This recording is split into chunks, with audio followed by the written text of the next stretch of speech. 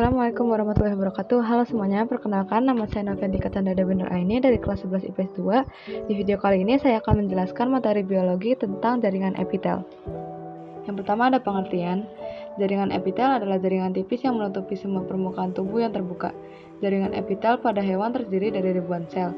Jaringan epitel yang melapisi permukaan luar tubuh disebut epidermis, sedangkan jaringan epitel yang membatasi permukaan suatu rongga tubuh disebut mesotelium. Sementara itu, jaringan epitel yang membatasi organ dalam disebut endotelium. Seluruh jaringan epitelium terdapat pada suatu lapisan. Seluruh jaringan epitelium terletak pada suatu lamina basalis atau lapisan membran basal yang memisahkan epitelium dari jaringan di bawahnya, seperti jaringan ikat, pembuluh darah, dan jaringan saraf. Selanjutnya adalah ciri-ciri. Jaringan epitelium memiliki ciri-ciri sebagai berikut. Yang pertama, sel-sel penyusunnya tersusun rapat sehingga hampir tidak ada ruang antar sel. Yang kedua, tidak mengandung pembuluh darah atau pembuluh limfa, tapi mengandung sel saraf. Yang ketiga, sel-selnya memiliki daya regenerasi yang tinggi. Yang keempat, bentuk selnya bervariasi seperti bersisi, bersudut banyak atau poligonal, dan lain-lain. Selanjutnya adalah fungsi dari jaringan epitel. Jaringan epitel memiliki fungsi sebagai berikut. Yang pertama adalah transportasi, yaitu pengangkutan zat-zat antar jaringan atau rongga yang dipisahkan. Yang kedua, absorpsi, misalnya penyerapan sari-sari makanan pada usus halus. Yang ketiga, ada pelindung jaringan di bawahnya. Yang keempat, sekresi atau menghasilkan zat atau enzim dari epitelium, membran maupun kelenjar. Yang kelima, ada ekskresi, yaitu membuang sisa-sisa metabolisme air, karbon dioksida, dan garam-garam tersebut. Yang terakhir, ada eksteroreseptor, yaitu menerima rangsangan dari lingkungan. Selanjutnya ada jenis-jenis. Berdasarkan bentuknya, jaringan epitelium dibedakan menjadi 5 macam, yaitu epitelium pipih, epitelium kubus, epitelium silindris, epitelium transisional, dan epitelium kelenjar. Epitelium pipih tersusun dari sel-sel yang berbentuk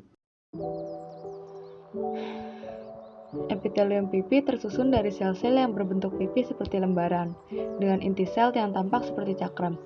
Epitelium pipih dibedakan menjadi 2 macam, yaitu epitelium pipih lapis dan epitelium pipih berlapis. Epitelium kubus tersusun dari sel-sel berbentuk kubus dengan inti sel yang berbentuk bulat di tengah. Epitelium kubus dibedakan menjadi 2 macam, yaitu epitelium kubus lapis dan epitelium kubus berlapis. Epitelium silindris tersusun dari sel-sel yang berbentuk heksagonal memanjang atau silinder. Inti sel dari epitelium ini berbentuk pipih memanjang.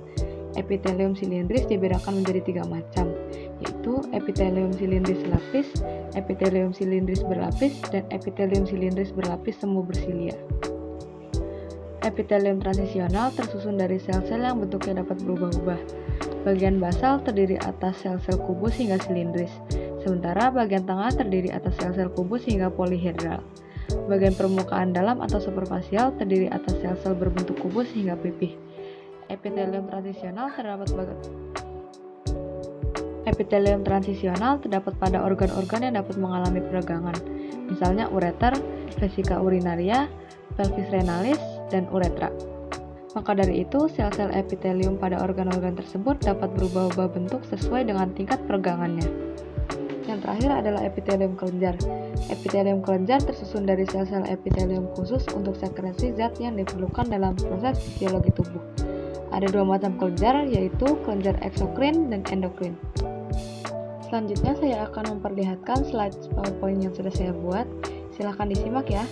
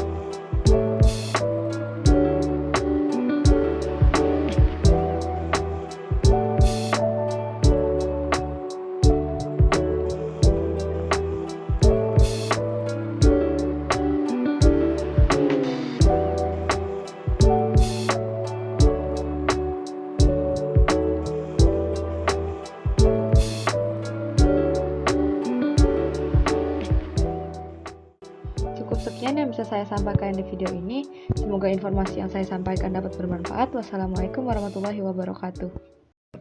Kita rehat sejenak.